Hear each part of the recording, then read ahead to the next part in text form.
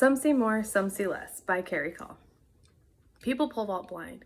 I always wondered what blind meant growing up. I figured blindness meant blackout, but it doesn't. Blackout blindness is incredibly rare. Usually, blindness means varying degrees of blur. Some see more, some see less. I went blind in my left eye in college. An allergic reaction to a viral infection scarred my cornea. The scar tissue thickened and made my vision blurrier and blurrier until I couldn't see out of my left eye at all. While my eye doctor talked to me about a cornea transplant and the eventuality of a glass eye, I thought about the fact that people pole vault blind. I was good at pole vaulting. I held the school record at my high school. I had a pole vault scholarship in college. I could pole vault blind. Theoretically, a blind pole vaulter would vault the same way I did when I could see out of both eyes. They would count their steps, practice the timing of each movement, and then trust their body to do what they had trained it to do. I wasn't totally blind. I could still see out of my right eye. I had really only lost my depth perception and my peripheral vision. So I put on a pair of glasses to protect and help my one good eye and charged ahead with life as usual. At practice, I stumbled and fumbled through my vaults. My vision loss impacted my performance more than I thought it would.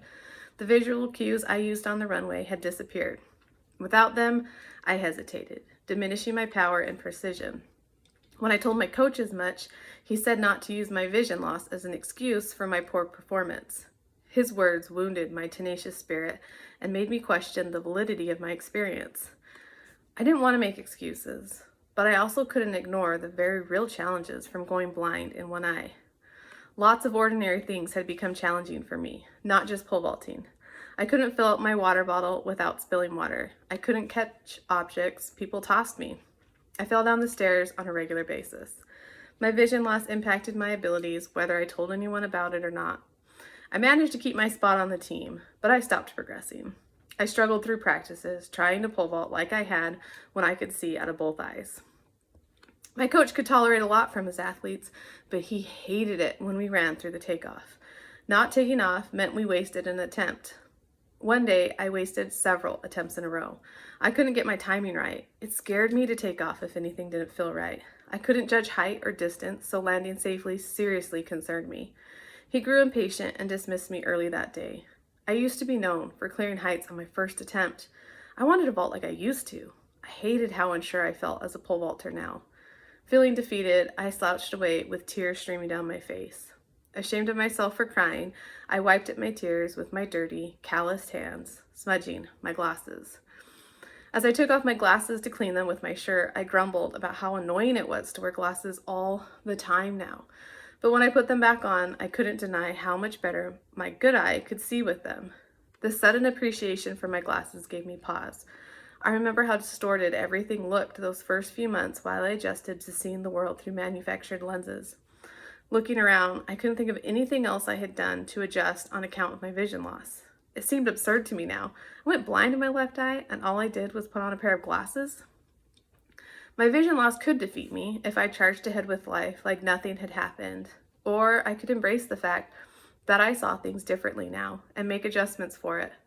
I finally started to address some of the daily struggles. When I filled up my water bottle, I put my finger inside the lip of it to fill when it was full. I asked people to please hand me things instead of tossing them to me. I slowed down and started using the handrail on the stairs. Overcoming these small challenges encouraged me to address my vision loss at practice. While my blindness didn't excuse me from not improving at pole vault, my vision loss made me unsure and hesitant on the runway. I didn't have to downplay this difficulty. I didn't need to explain it to anyone. My struggles as a visually impaired person were valid. When I realized this difference between an excuse and a valid reason, I freed myself from the discouragement and disappointment that plagued me at practice. I stopped comparing my visually impaired self to my sighted self. While my sighted self excelled at the sport, my visually impaired self didn't. Exploding off the ground and flipping upside down in the air exhilarated my sighted self. It terrified my visually impaired self. When I fully inhabited my present self, I saw my experiences as a pole vaulter differently. I didn't love it anymore. I decided to quit at the end of that season. I thought I would feel heartbroken to leave my great love of pole vaulting. Instead, I felt relieved and encouraged. My vision loss hadn't defeated me. It made me see things differently. I could see more for myself, not less.